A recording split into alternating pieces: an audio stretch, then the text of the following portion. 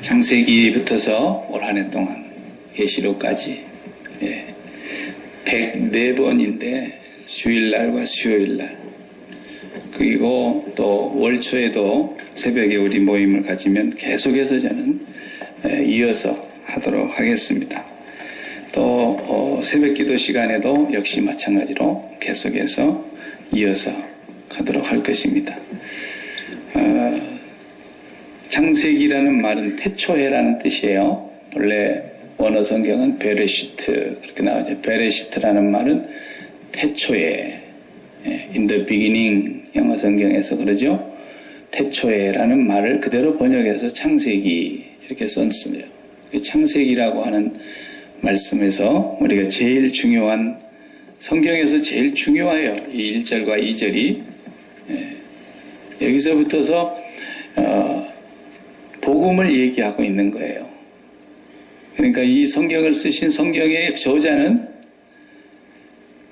하나님께서 천지를 창조하고 계실 때 옆에 따라다니면서 우리 아버지 하나님이 오늘은 빛을 만드시네. 빛이 있으라 그러셨어요. 그래서 받았었어요. 그렇게 쓴 게 아니란 말이에요. 그렇죠? 그때 아무도 없었는데. 그리고 다섯째 날까지 사람이 없었어요.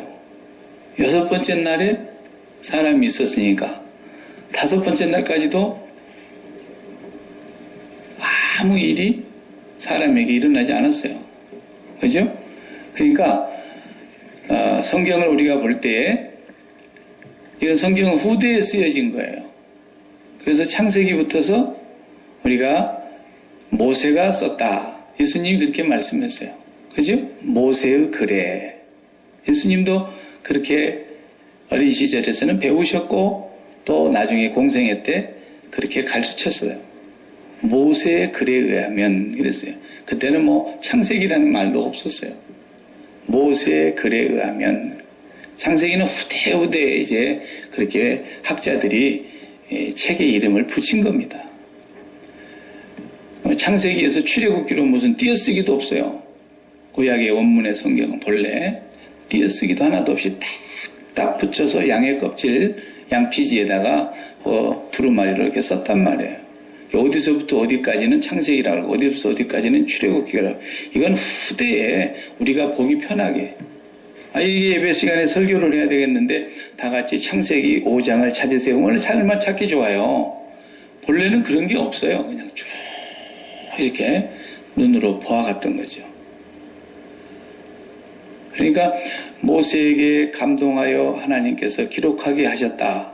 우리가 그렇게 믿고 있는데 그럴 때에 이 성령의 감동으로 말미암아 1장 1절 2절 말씀을 왜 그렇게 기록하셨을까?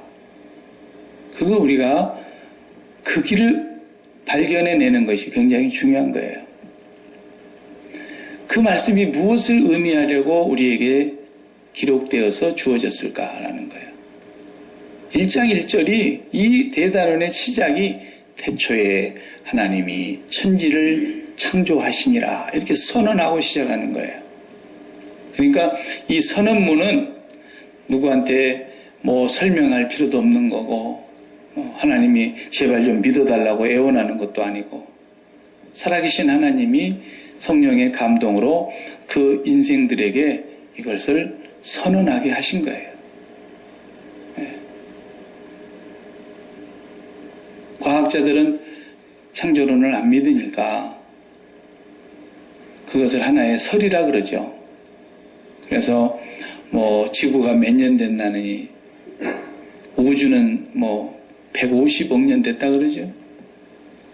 지가 150억 년에 살아봤나? 지도 모르는 소리를 하는 거예요. 그냥 괜히 책 하나 만들려고 그러면 뭐 하나로 얘기를 해야 되잖아요. 그러니까 무슨 세월을 시간을 연대를 측정하는 무슨 방법이 있어요. 과학자들이 그것에 준해서 해보니까 그렇더라는 거예요. 그러면은 뭐 기준을 뭘로 잡아가지고 어떻게 그걸 발견해냅니까? 다 그건 그냥 그렇더라라는 거예요. 지구가 46억 년이 됐단다. 또 뭐 이러잖아요. 그리고 인간하고 제일 뭐 비슷하게 생긴 모습으로 네안데르탈인이라는 사람이 있었는데 그것도 과학자들이 만든 거예요.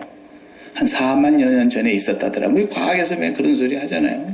그런데 그 아무 의미도 없는 것입니다. 몇 년 됐느냐를 뭐 창조 과학자들은 또 막 그걸 밝히려고 애를 쓰고 무지나 꽤나 그 정열을 쏟는데 다 부질없는 짓입니다. 우리에게 그것은 아무런 의미가 없어요. 제가 전에 얘기했잖아요. 빈티지. 저 캘리포니아에 가면 한 5,000년 나이를 먹은 나무가 있습니다. 5,000년. 제가 그 앞에 가가지고 그랬어요. 아브라함 봤니? 그랬어요. 아브라함보다 오래 살았으니까. 네. 그러면은 예를 들어 볼게요. 5,000년 된 나무를 뚝 잘라다가 집을 지었어요. 2달 만에 완공을 했어요. 그랬는데 천지가 개벽을 해가지고 이것이 그냥 어디에 흙에 뒤덮여 있다가 후대 사람들이 발견을 했어요. 그래가지고 다 언제적 집일까? 과학자들이 둘러 모여가지고 막 나무를 조사해보고 나무가 몇 년 동안 이게 보존된가 봤더니 5,000년 된 나무예요. 오, 이 집은 5,000년 된 집입니다. 이러고 있는 거예요. 아니, 2달 만에 지은 건데. 5,000년 된 나무로 지었기 때문에. 무슨 의미가 있냐고요, 그게. 그러니까 청바지도 그냥 조선시대 때 입은 것 같은, 조선시대는 그런 거 안 입었겠죠. 이를테면 500년 전에 청바지를 만들었나? 이 청바지가 왜 이렇게 덜덜 떨어졌지? 갈기갈기 찢어졌지? 근데 그게 방금 공장에서 나온 거예요. 거기다가 20년, 30년을 집어넣어 버린 거예요. 하나님께서 500억 년 된 재질로 가지고 우주를 못 만드시겠어요? 전능하신 분이. 근데 만들기는 빛이 있으라 하고 딱 만들어버리고 거기 별이 있으라 하고 말씀 한마디로 만드시고 1초도 안 걸리게 만들어버리시는 하나님이세요. 근데 재질은 가서 뽑아보니까 5,000년 된 나무인 것처럼 재질을 뽑아보니까 뭐 과학자들 말대로 46억 년이 됐든 500억 년이 됐든 무슨 상관이 있습니까? 하나님이 이렇게도 하실 수 있고 저렇게도 하실 수 있는데 그런 걸 증명해내가지고 막 믿게 만들려고 그러면은 창조과학자들 쓸데없는 고생하는 거예요. 안 믿을 사람은요, 아무리 증명해내도 안 믿어요. 그러니까 우리는 하나님을 믿는 거예요.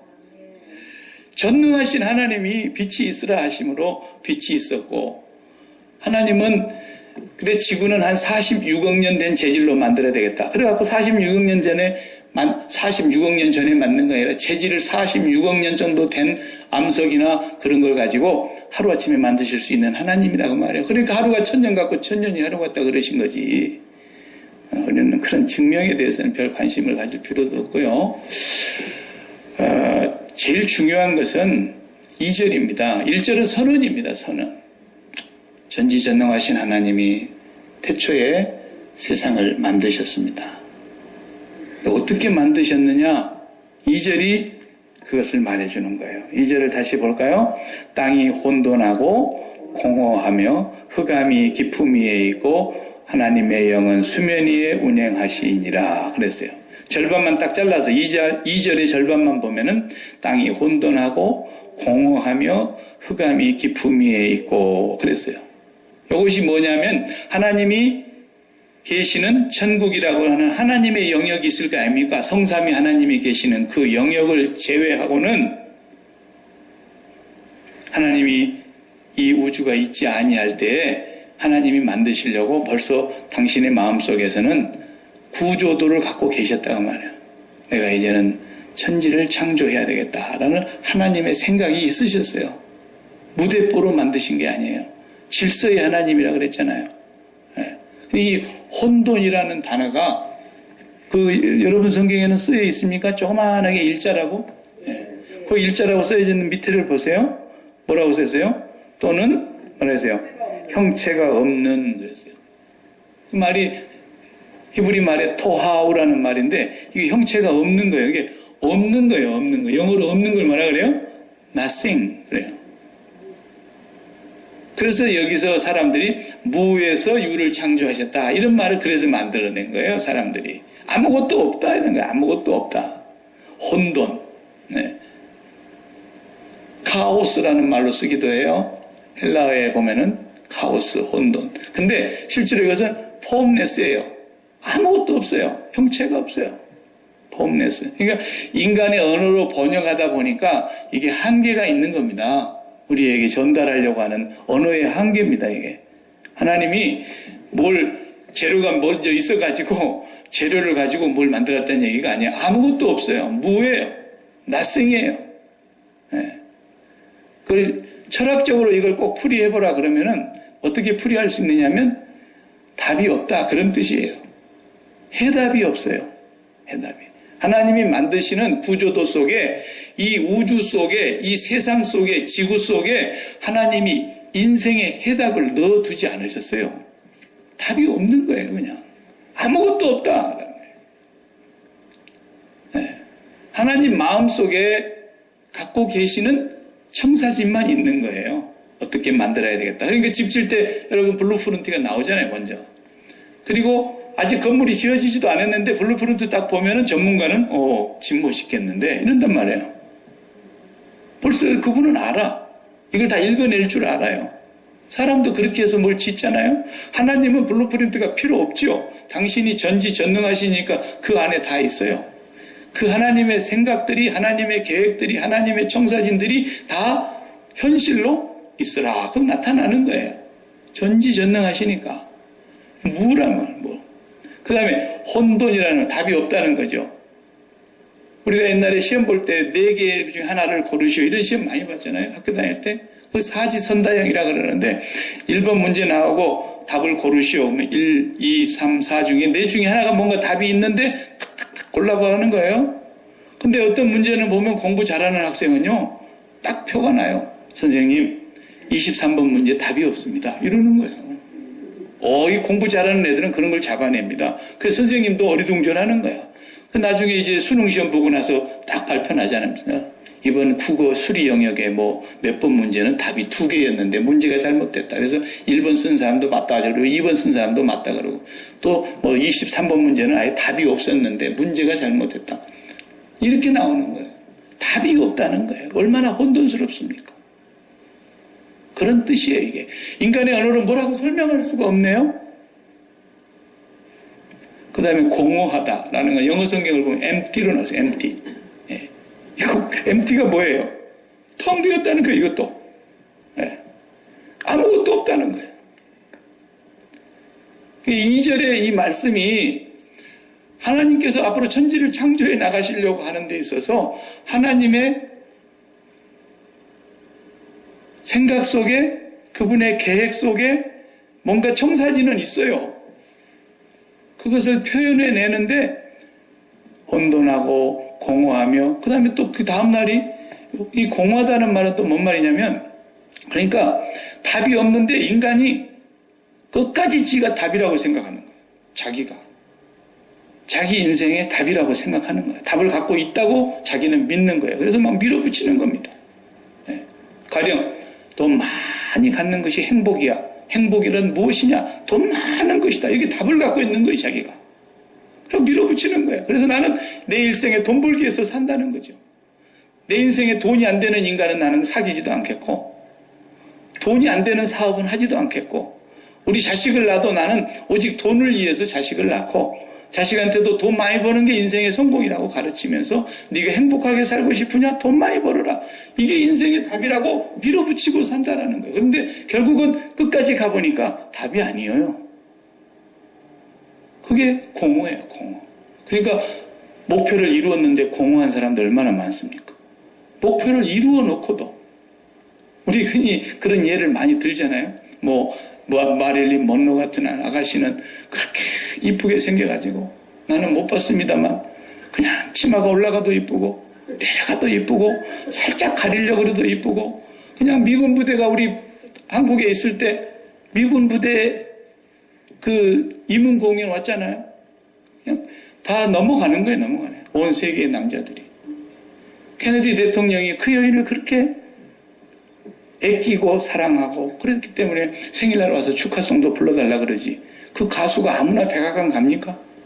그렇게 사랑받고 미모 좋고 인기 있고 돈 많이 벌고 간 데마다 남자들이 헬레헬레하고 그런데 왜 자살합니까? 다 얻었는데, 소위 말하면 인간의 답이라고 하는 해답을 다 갖고 있는데 자기는 왜 자살하냐고요. 해밍웨이는 안 그렇습니까? 젊어서 그렇게 인기와 부와 명예를 다 가진 사람인데 왜 자살하기 전에 자기가 그렇게 썼잖아요. 내 인생은 필라멘트가 끊어져서 불이 꺼진 전구와 같다. 그리고 자살한 거예요. 아니 다 답을 가졌는데 다른 사람은 그거 갖기 위해서 평생을 뛰는데 자기는 젊었을 때 30대에 다 가졌는데 마릴린 먼로도 36살까지 그걸 다 가졌는데 왜 둘 다 자살합니까? 그러니까 답이 없는데 답이 있다고 끝까지 우기는 거예요. 그러니까 공허해지는 거죠, 결국은. 이거 nothing인데 아무것도 없는 건데 흑암이 깊음위에 있다. 이건 또 무슨 말이냐면 이것도 뭐 인간이 말로 표현하니까 그렇게 되어 있지 이 말도 아무것도 없다라는 거예요. 세계가 다. 이것은 세상을 성경은 바다로 표현하고 있어요. 바다를.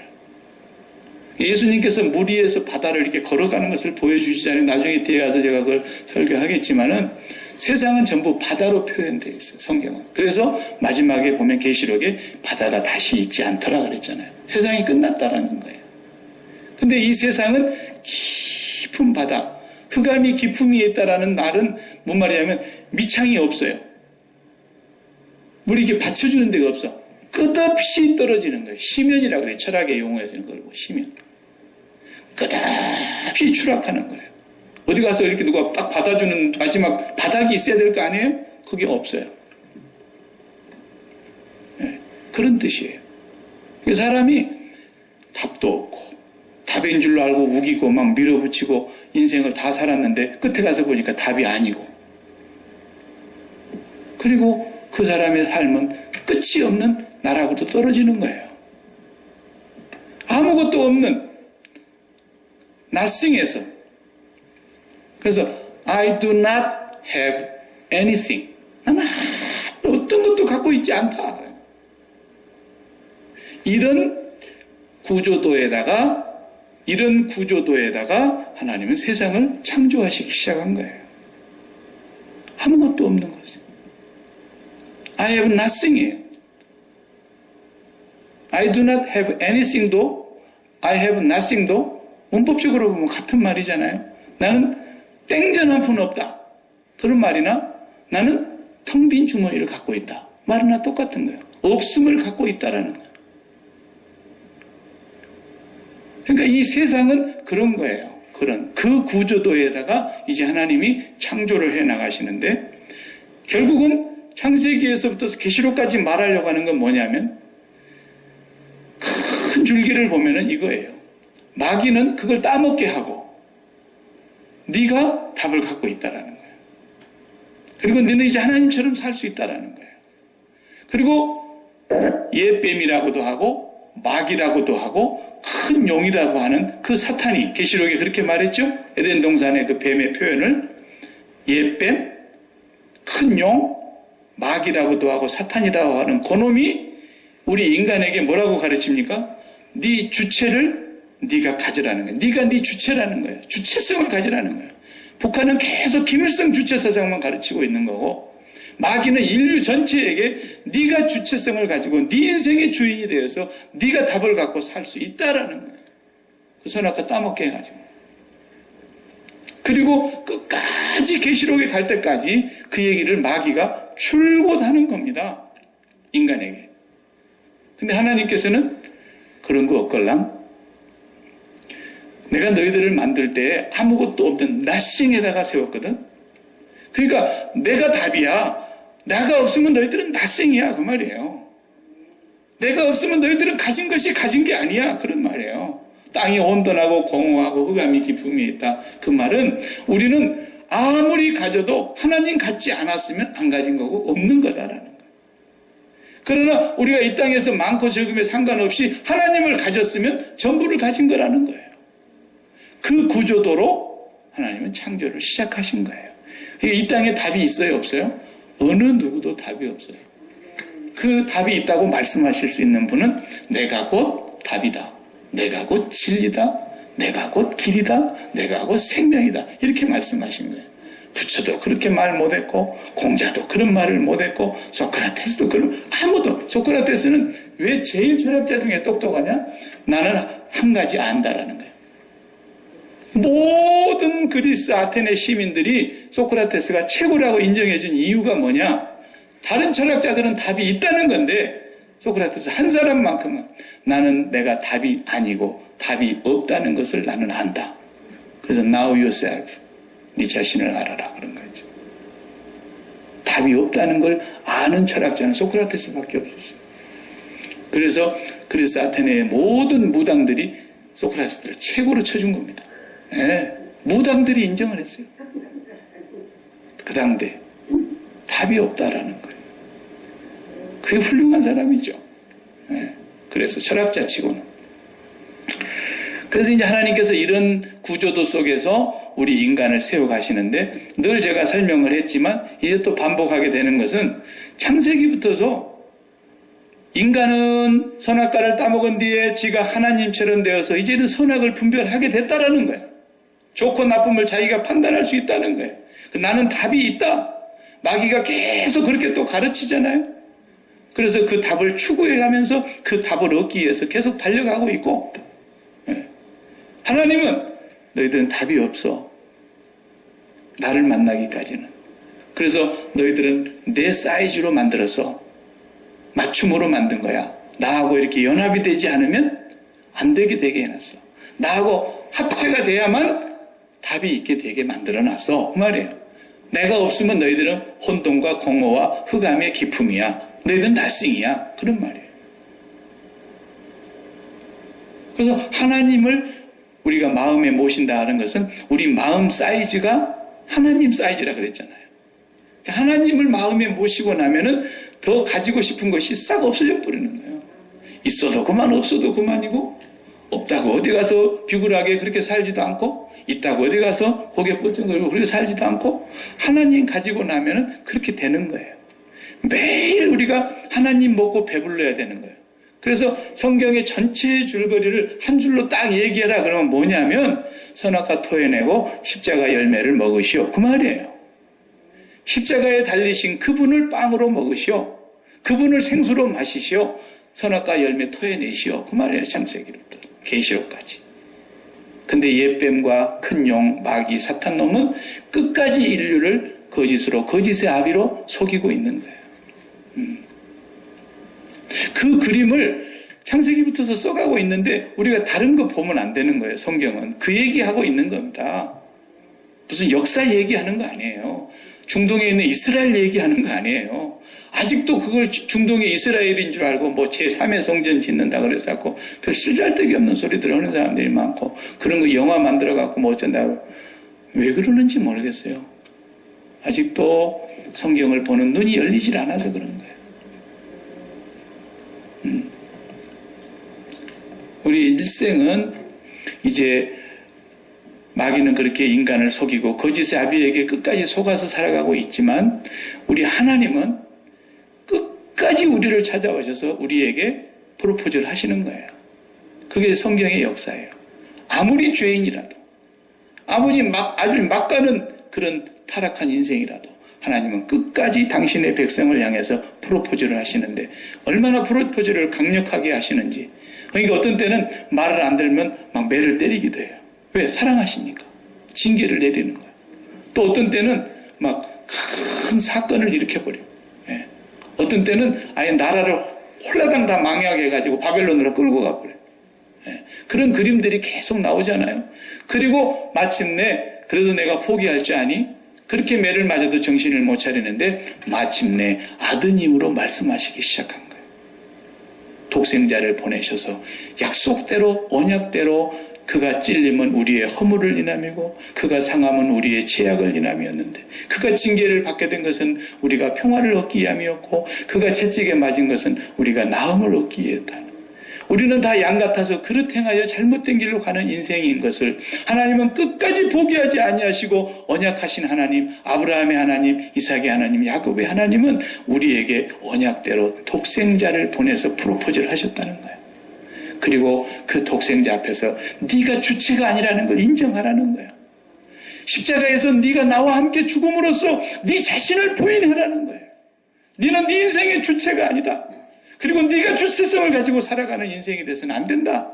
내가 네 안에 들어가야 된다. 그래서 우리같이 더러운 죄인의 이 죄를 다 씻어내시고 우리 몸을 성전으로 만드셔서 그 거룩하신 하나님의 영이 우리 안에 들어오시기까지 끝까지 프로포즈를 하시는 거예요. 하나님.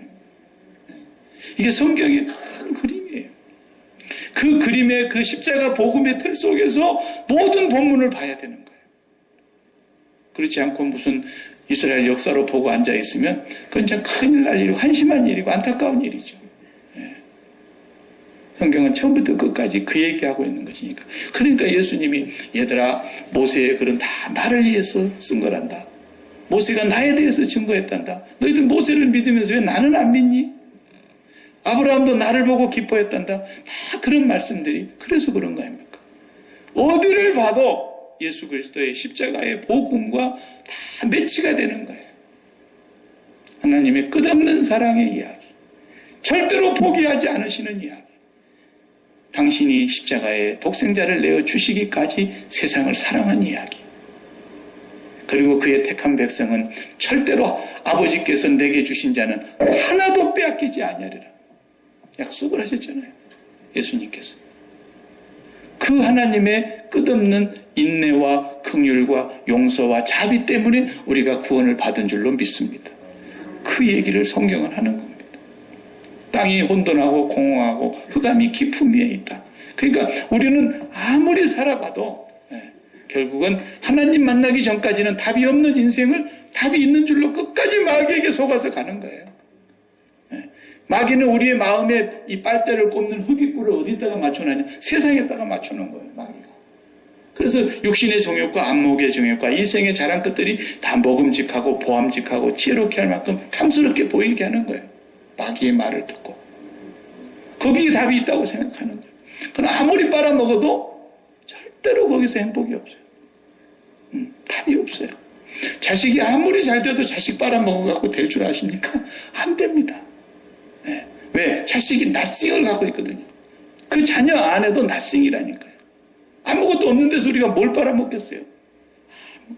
아예 애시당초 그런 생각을 처음부터 말아야 되는데 몰라서 그랬던 거죠. 그러니까 예수 믿는 사람은 이제 그걸 알게 된 거죠. 그러니까 더 이상 세상에 마음의 주입구를 대놓고 뭘 빨아먹을 생각을 하지 말아라는 거예요. 오직 너희의 양식은 나다. 네가 주는 물을 막는 자는 다시 목마르려니와 내가 주는 물은 영원히 목마르지 아니하리니 나를 믿는 자는 그 배에서 생수의 강이 흘러나리라. 이는 믿는 자의 받을 성령을 가리키신 거라. 그래서 비로소 성령이 오시니까 초대교회 성도들은 더 이상 갈증이 없어져 버리잖아요. 그러니까 자기 것을 자기 것이라는 사람도 한 명도 없었고 다 있는 자와 없는 자가 유무상통하게 되고 네. 결국 우리는 하나님을 빨아먹어야 된다는 거죠. 결국 우리는 예수 그리스도의 십자가에 달리신 그 나무의 열매인 주님을 우리가 양식으로 삼고 사는 거예요. 그러니까 십자가 생활하라는 것은요, 그거 뭐 복잡한 게 아니에요. 자기를 부인하는 거예요. 하나님, 나는 답이 없습니다. 나는 답을 알지 못합니다. 하나님, 나는 십자가에서 그리스도와 함께 죽은 자입니다. 하나님만이 나의 정답이라는 것을 날마다 고백하는 것이 바로 하나님 잡수시는 겁니다. 하나님을 많이 잡수셔야 돼요. 그 선악과 맨날 따먹고 배불러가지고 그 헛된 거 그런 것이 눈에 보이면 안 된다. 그래서 제가 이제 이 무허가라는 제목을 뒤에다가 이렇게 말씀을 준비하다가 이 무허가라는 말이 번뜩 생각이 났어요. 예전에 제가 90년도에 제가 이제 목사 안수는 90년도에 받았어요.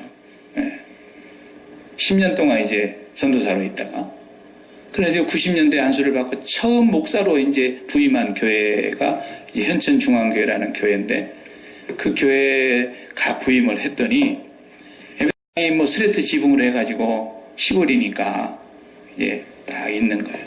그리고 땡땡 새벽이면 종을 치는 그런 이제 예배당에서 제가 새벽에 우리 할머니 김두희 할머니 집사님이 계속 종을 치는 거예요. 그 이름도 안 잊어져요. 얼마나 종을 야무지게나 치시는지. 90 가까운 할머니인데 새벽 기도를 지키면서 종을 치는 거예요. 어떤 날 가끔 가다가 그분이 조금 눈 비비고 시계바늘을 잘못 봐갖고 새벽 2시에 쳐버리고 막 그럴 때가 있긴 있었지만 아마 자다가 하자바람이 막 뛰어나가 14네 2시 그러니까 자기는 4시 반인 줄 알았다는 거예요. 그때 그 예배당이 지금도 눈에 선한 게 뭐냐면 갔더니 예배당을 지으려고 땅을 마련해 놨는데 사택이 예배당하고 붙어 있고 옛날에는 다 그랬어요.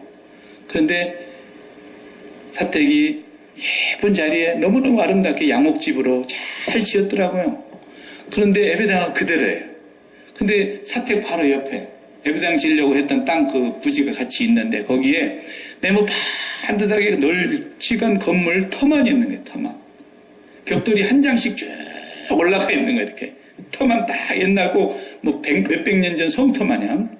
근데 이게 부임에 갔더니 이게 뭡니까? 그랬더니 우리가 예배당을 다 지었는데 지붕만 이렇게 딱 덮으면 됐는데 면에서 나와가지고 다 때려 부숴가지고 면에서 군인들 그때 방위들 많았잖아요. 방위병들 데리고 와가지고 다 해머로 쳐가지고 다 무너버리고 요 한 줄만 이렇게 딱 벽돌 한 줄 올려놓은 것만 터만 남겨놨어. 아, 왜 그랬대요? 그랬더니 옛날에는 그거 뭐 면석이들이 다 동네 사람들이고 뭐 누구 아들이고 누구 손자고 그러니까 예배당이 있는데 그 옆에 붙어있는 땅 사들여가지고 이 예배당을 무너버리고 저쪽에다가 새로 크게 진다고 이거 다 짓고 나면 이거 무너버린다고 면에다가 얘기를 하니까 그렇게 하라고 그런 거예요. 하라고 이제 지었는데 너무 크게 지어가지고 그 동네 한 400호 정도 사는 동네인데 너무 크게 지은 거예요. 그렇게 크게 지어야죠 뭐. 그런데 크게 지은 것은 문제가 아닌데 그 동네 전체가 정씨들이 사는 문중이에요. 우리 어머니도 정씨지만 그 정씨들이 사는 그 문중에 동네가 5대 이상 넘어가면 시제를 모시잖아요. 제사 없어지고. 그러니까 정씨 조상들 시제를 모시는 어마어마한 큰 사당이 그 사택 뒤에 있는 거야. 사택 뒷집이야. 근데 그 옆에다 예배당을 그냥 그렇게 크게 지어버리니까 사당이 안 보여. 대궐 같은 기와집으로 그렇게 아름답게 지어놓은 사당이 안 보이니까 정씨들이 들고 일어난 거야. 아니 우리 가문의 영광인 사당 앞에다가 뭐 예배당을 그렇게 크게 짓느냐고. 그래갖고 저거 누가 짓도록 저렇게 허가해 줬냐고 막 면회 가서 소리 질리니까 옛날 시골 사람들 면석이라 해봐야 다 동네 아줌마 아저씨들인데 뭐 힘이 있어야지. 이것들이 허가도 안 받고 했어? 너희들 죽어볼래? 너희들 밥줄이 몇 개 있어? 막 그러니까 공무원들이 벌벌 떨어버린 거야. 그런 일이 벌어질 줄 몰랐죠. 동네하고 그렇게 붙어갖고 있어가지고 그런 사건이 사단이 날 줄 누가 알았겠냐고요. 그러니까 할 수 없어요. 할 수 없어요. 법대로 하시오. 그러니까 그냥 구인 아저씨들 와갖고 다 무너버려. 빚도 지고 헌금 있는 거 다 탈탈 털고 시골에서 농사 지어갖고 그냥 허리가 휘도록 농사해서 그냥 농협에 쌀 달려가지고 그 남은 돈 가지고 헌금해갖고 지은 거예요. 몇 년을 모아가지고 지은 건데 세상에. 그걸 제일 먼저 때려 부순데 앞장선 사람이 정신문 중에 종갓집에 제일 큰 어른이에요. 그런데 내가 그 어른을 찾아봤어. 전도를 하려고 찾아갔더니 다 죽어가대. 죽어. 왜 이렇게 누워 계십니까? 그러니까 간암이 와가지고 배가 남산만큼 불러가지고 누워서 끙끙 앓고 있어요. 그래서 이 양반은 꼼짝도 못하겠구나 이제. 간호원 사람도 없어. 간호원 사람. 할머니 먼저 가버려가지고 동네에서 돌아가면서 돌보는 것 같아. 이렇게 보니까 문중이니까. 그래서 내가 앉아가지고 1시간 앉아있어도 가란 말도 안 할 것이고 내가 뭐라 그런데도 성질내도 일어나도 못하는데 앉아가지고 1시간을 넘도록 내가 예수님 얘기를 했어요. 이제 어르신 돌아가신다는 건 확정이 됐는데 이제 죽으면 그 벌을 어떻게 다 받으려고 그러냐고. 근데 예수님 믿으면 용서받습니다. 몰라서 그러셨습니까? 그리고 이제 예수님을 다, 그 양반도 앉아서 1시간씩 설교를 해도 뭐 꼼짝없이 듣는 거야. 그 외로운데 나라도 가서 얘기 동무 해주면 얼마나 좋아요. 1시간씩 같이 놀아주는데. 그리고 기도해주고. 아, 성령이 역사하시는데요. 이 사람이 눈물을 주르르 흐르면서 회개하고 예수님을 영접하더라고. 예. 그리고 기도하고 우리 교인들 데려가서 세례식 하고 거기서 그 양반하고 성찬식까지 했어요. 그리고 매일 성경 읽다가 돌아가셨어요. 예. 근데 뭐가 건물 때문에 그냥 망해버렸다니까. 뭐가 건물 때문에. 그 많은 헌금, 그 많은 기도, 그 많은 수고, 정성. 시골에서 예배당 하나 지키고 이거 쉽지 않잖아요. 다 헛되버리고. 바로 그거예요. 나라에서 정한 법도 그 청사진 나와야 되고 퍼밋 받아야 되고 그래야 그 건물이 인정을 받는 건데 우리 인생도 똑같은 거예요. 하나님은 우리에게 청사진을 주시지 않았어요. 우리가 주체가 되어서 우리 인생을 우리 보고 건축하라고 하신 분이 아니라니까.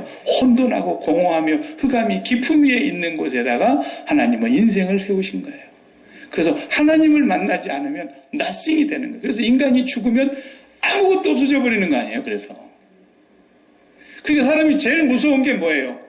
마귀에게 속아서 세상을 향해서 빨대로 계속 빨아먹으면 답이 있는 줄 알고 거기서 행복을 찾으려고 그러고 의미를 찾으려고 그러고 기쁨을 얻으려고 그러고 만족을 찾으려고 계속해서 마귀가 방향을 지시해 주는 대로 세상에 빨대를 꽂아놓고 빨아먹는데 답이 없는 거예요. 계속 그쪽에다 빨대를 빨아먹은데. 그러니까 하나님이 너를 내가 청사진을 준 적이 없어. 네가 인생의 주체가 아니야. 내가 주체야. 네가 주체성을 발휘하지 마. 내가 주체성을 가지고 있는 걸 네가 받아들이기만 돼. 받아들이면 돼. 그 말. 그러니까 이런 꽃들은 전부가 다 주체성이 없잖아요.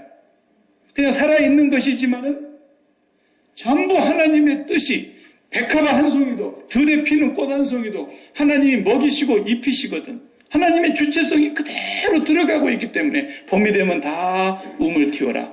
여름이 되면 잎사귀를 내고 가을이 되면 꽃이 피고 열매를 맺어라. 그리고 겨울이 되면 다 힘드니까 떨어뜨려라.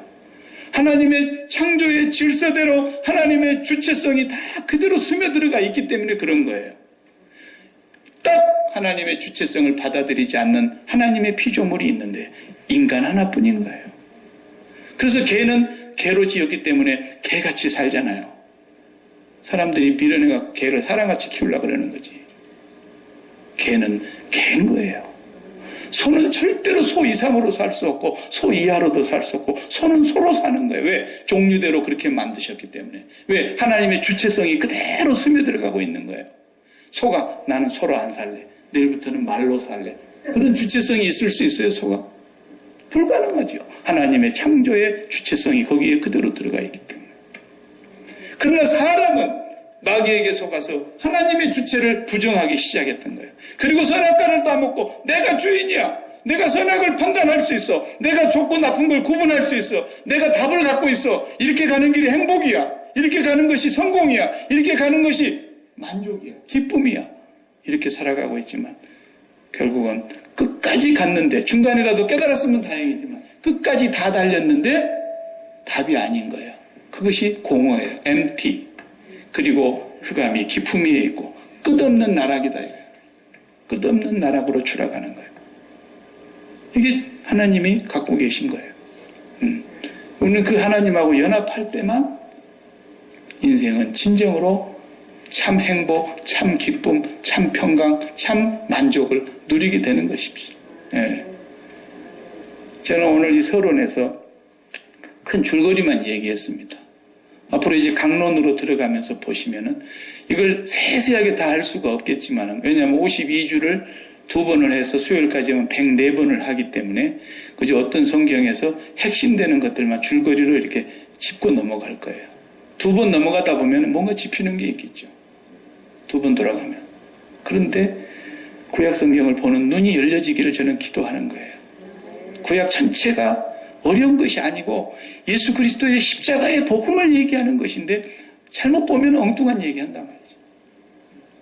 그래서 이미 창세기에 하나님은 복음을 담아 놓으신 거예요. 그리고 시작하신 거예요. 인간은 인간 스스로에게는 피조물인 너희는 답이 없다라는 거예요. 내가 너희 답이다. 이걸 말씀하신 것이고, 그런데도 마귀에게 속은 줄 모르고 끝까지 자기들이 주체가 되어서 가고 있는 이 주체를 네가 십자가에 못 박고 나를 따르려거든 네 자신을 부인하고 네 주체를 부인하고 네 주체성을 네가 반납하고 네가 따먹은 선악과는 토해내고 십자가에 달린 예수 그리스도를 생명의 양식으로 생명의 음료로 네가 먹고 마셔라. 그럼 너는 산다. 이것이 하나님께서 우리를 향하신 세상을 사랑하사 이처럼 사랑하사 독생자를 주신 사건이 되었던 것입니다. 기도하십시다. 하나님 감사합니다.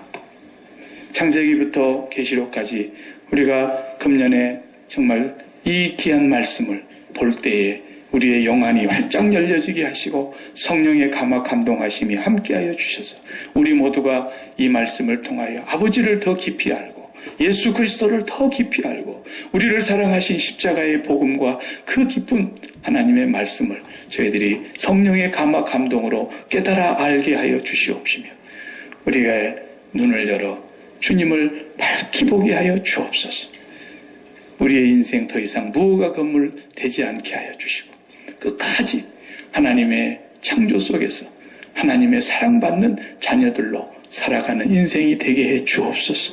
예수님 이름으로 기도드립니다. 아멘.